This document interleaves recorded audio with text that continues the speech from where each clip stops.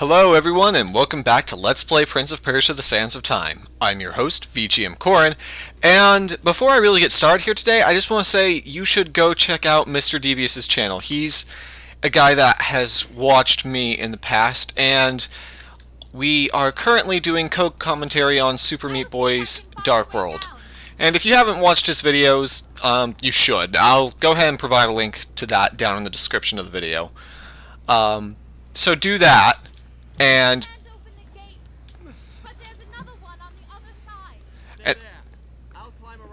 then watch me fall down and probably die in Prince of Persia some more.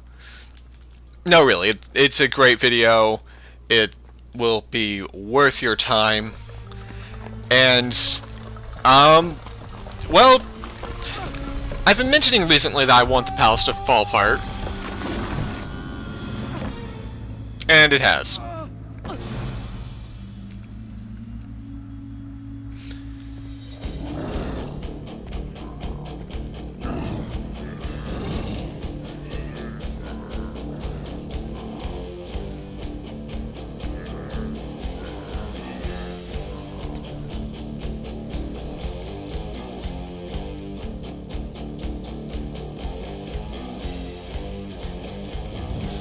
Prison.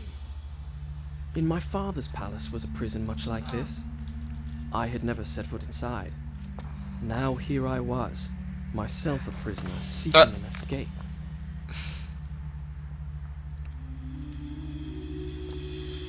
Well, it's happened. We finally lost our shirt and armor, and apparently the prince doesn't need that anymore. Ooh. Well, this is a fun little running puzzle. No, oh, what was I saying? It's actually kind of funny that last game I was talking about Warrior Within and the much more metal-inspired music, and suddenly in this episode we get very metal-inspired music, kind of out of the blue there. It was kind of a nice little thing, though. If that's what the music's like in Warrior Within, I'm fine with it. But, in any case, the prince has taken off his shirt, taken off his armor, and we can see all the nice little scars on his body. When we started this game, we had a hood, we had sleeves, we had a shirt, we had a really pathetic wood sword, we had all kinds of things. I miss all of them. Or none of them. None of them. Because now the prince is too hot not to stare at. And this, actually, I should talk about this because this is awesome. This is a very kind of intense and quick platforming section that I haven't really seen in the game before, and it is a lot of fun to do. If this whole area is like this is going to become my favorite area in the game. Because, wow. This is awesome. And I really don't have a whole lot else to say. Again, I said that the game kind of needed to provide something new or challenging my way, and it did. It did in spades. Oh! We've got very different battle music. Huh, this is kind of awesome sounding, actually. I don't know if you can really hear the music over my voice, but you know what? I'll be quiet for a second so you can listen.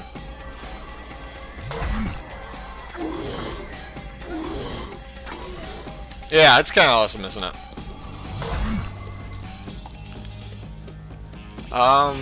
Okay, there are the next guys. Anyways, the combat has gone significantly easier now that we have all of the upgrades available to us. At least I assume I have all the upgrades. I somehow doubt that I'm going to get any more, but maybe I will. These big guys with the hammer, you can't instantly kill them, but you can do leaping strikes over them. Seriously, this music has a very different tone from the rest of the game, and that's kind of awesome. Also, do you see what I'm doing? I fast-forwarded that rewind. That's something I discovered you could do, and I'm kind of embarrassed I spent the entire game not knowing about it.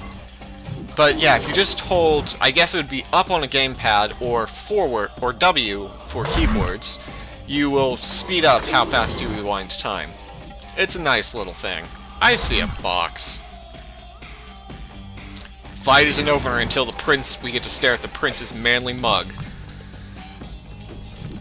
Actually, it's kind of nice to know exactly how long a fight is going to go on. Well, not exactly. It's nice to know when a fight's going to end, and when there's not another wave just kind of waiting in the background. Are you seeing how that guy just stared at me? They aren't the most aggressive of enemies. We have almost built up our new power tank, which is a good thing, as we need a new power tank to be able to use our superpower. I'm going to keep calling it a superpower, even though it's like massive rewind or something like that. Something more awesome. Oh, that was looking very reminiscent of our episode for a second there, of where I just flung myself into doom. I'm actually having a bit of trouble getting around to all these guys. There was that sweeping attack that I need to actually dodge. You know what? The problem with getting knocked down is it does, occasionally just plain reset the prince's, sandbar, which is that top little circle. If you haven't seen it yet, it's that top circle that appears between your life bar and your sands. That tells you effectively how far back you can go, and it's reset when you do things like do the overhead leap. And that's important to actually pay attention to, because if you don't, you might overhead leap into an enemy and the prince's face. Leap overhead into an enemy, into the prince's face, and then get hit, die, and have no sand to rewind back to. At least, that's what happens to me all the time. Oh, that's a save point. Let's go poke it with our body. With our rippling, muscled body. Our collaborative... anyway. We've got some jumping puzzles, some bats, some more jumping puzzles. This place is awesome. This is my favorite area in the game. Oh, and we've got a princess, you know, gently manhandling us. Done. I'll start the story from here next time. So, in any case, that we fell asleep in a fetal position next to that gigantic bloodstain.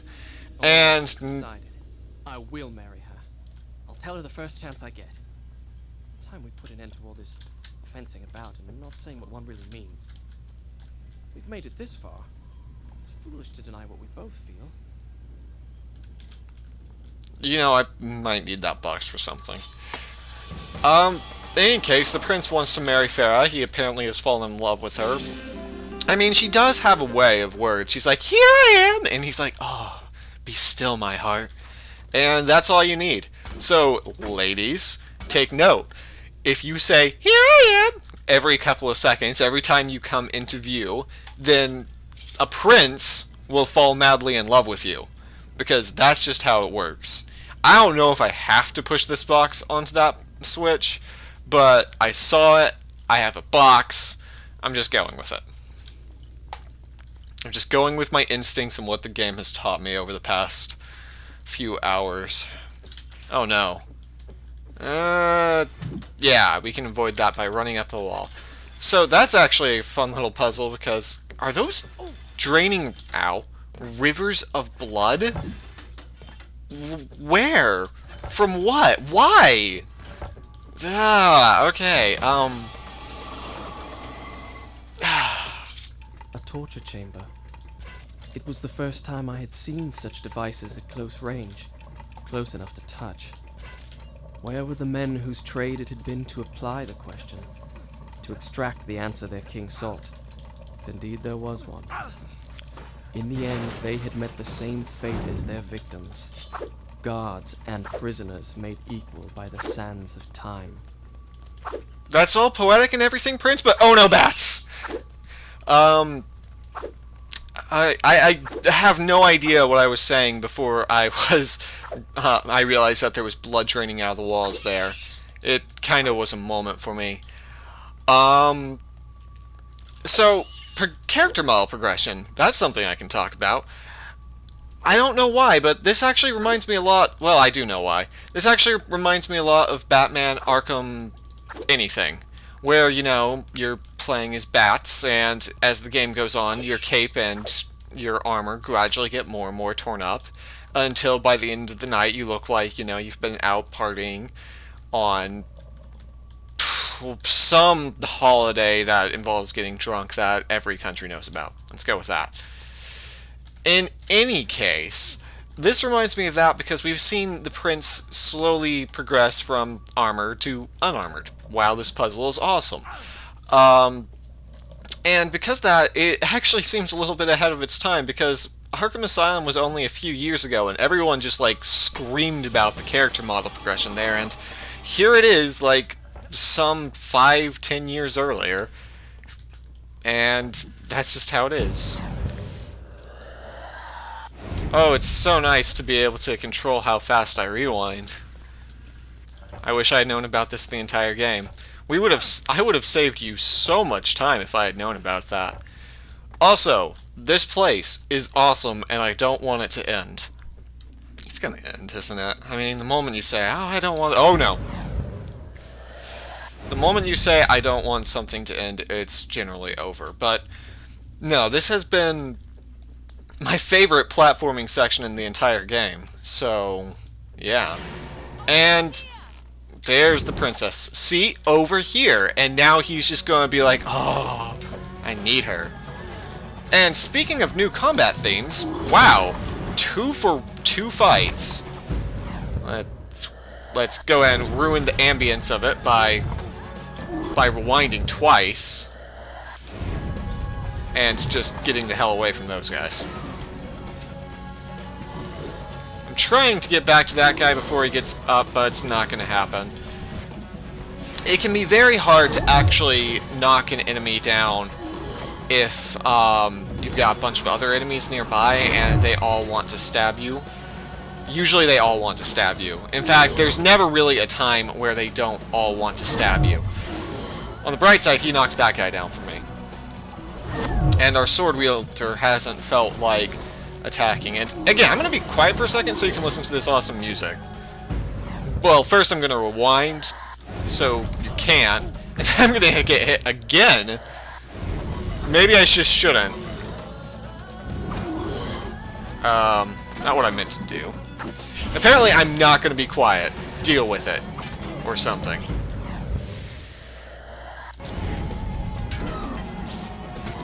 Now, I really should try not to rewind so much, because I do have the ability to do a super rewind. Or a super slow. A super bomberman. That's what I can do. But I haven't been able to because I've been rewinding to try and stay out of being completely dead.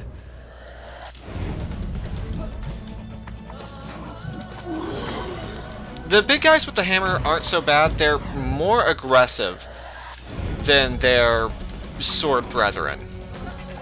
But the other side of that is that they aren't immune to my words. They aren't immune to the backflip strike. Yay, I got it out. I knew I could get it out. They were all like, oh, he's never gonna get it out. And I was like, no way, man, I'm gonna get that out, and I'm gonna get it out so hard. What was I talking about again? Something stupid. In any case, the blue guys are much more content to just sit and block and sit and kind of get hit by arrows. Farah has become more useful as the game goes on. You know what? We're gonna jump over it. Come on, sweep at me. And he was gonna sweep at me, and then I hit him. I'm sorry. I've ruined everything. So, having execute... this may not be far enough. It's not. Well, having execute on the same button as attack, or as stab, as sand stab, is just not in the game's best interest. In fact, it's one of the reasons that I don't think combat in this game is all that great, is because you can intend to stab a guy and then you just use a power tank instead. Because look at me now, I have no power tanks. I have no nothing. If I die, that would be very sad. But there is a save point right next to us. Hopefully, I won't die. Something worth mentioning, and I've spent a long time trying to observe this and see if I was right. Enemies won't attack you if they're off-screen. Look like so. I only have these two enemies on screen, so they're the only ones that are going to launch offensive attacks at me. And now I have all of them on screen, so they all can. This is a standard thing in action games, and also kind of why I try and keep as few enemies on screen at the same time. It's just a standard rule in action games that you are going to be able to kind of avoid getting attacked if you can keep fewer enemies on screen. And it generally is involved in game strategies like Devil May Cry, where you try and keep a reasonable number of enemies on the screen instead of all of them. Now, games like Ninja Gaiden don't do this. They're just like, oh, I don't care if I'm not on the screen. I'm just going to shoot 50 rockets at you. But that's part of that game's charm anyway. And, wow, this is a very long combat section. Like, I know I wouldn't say much about long combat sections, but wow. The other one was shorter. Of course, this is in part due to the fact that the last combat section we did, we could do instant kill attacks, and in this one, we can't.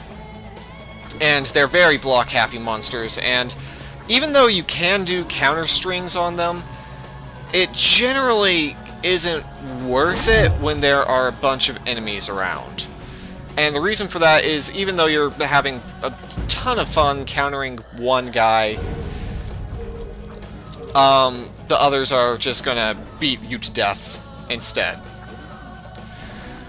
The problem with blue enemies with sword fighters is, as you might have already seen and guessed from me wailing on them, is that they just always block. They have a few really good attacks, and then they always block. Really good attacks. And then there's that guy over there. I'm kind of worried about Farah being surrounded by these blue guys, but they seem to be doing okay. Or she seems to be doing okay. No, it's a sweep! Yes, I know you can jump over sweeps. I know. I'm sorry. I just don't react fast enough, and that's just me. Anyways, since no more enemies are respawning, it looks like we are coming to the end of this fight here. So I will try not to die and lose it all. In the past, I've cut fights because I've gone down to 1 or 2 enemies and then died. But not here. Here, we get to stare at the prince's magnificent face and scarred body. And the game apparently is fairly intent on us going to that save point. So we're going to ignore it for a second and go look around the rest of the area. So there's a switch up here, a fountain up here, and that's probably not it. I bet there's a sand somewhere. Is there a sand up here? Yes. Is this where the prince fell? Into the prison? Oh man, I wish I'd kind of gone that way earlier. You know. Actually, how did the princess mentioned that she couldn't open the gate, and yet here she is, gate open and fighting enemies. How does that work? Oh well, let's just check out the save point and see what we need to see.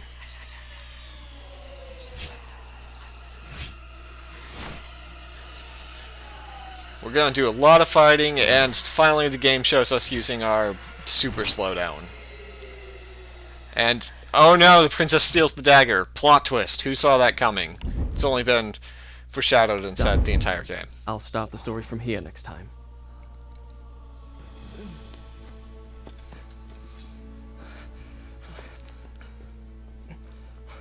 It's all right. It's me. It's me. Look, at last we're here. The Tower of Dawn. Wow, the prince Prince kind of had a my precious dagger thing going on there for a second. In any case, oh, there's a box up there. This seems like a good point to cut, and on the next episode, we'll finally start ascending the Tower of Dawn, which I assume, but could be wrong about being the end game. The prince will dust his pants, and I'll see you in the next one.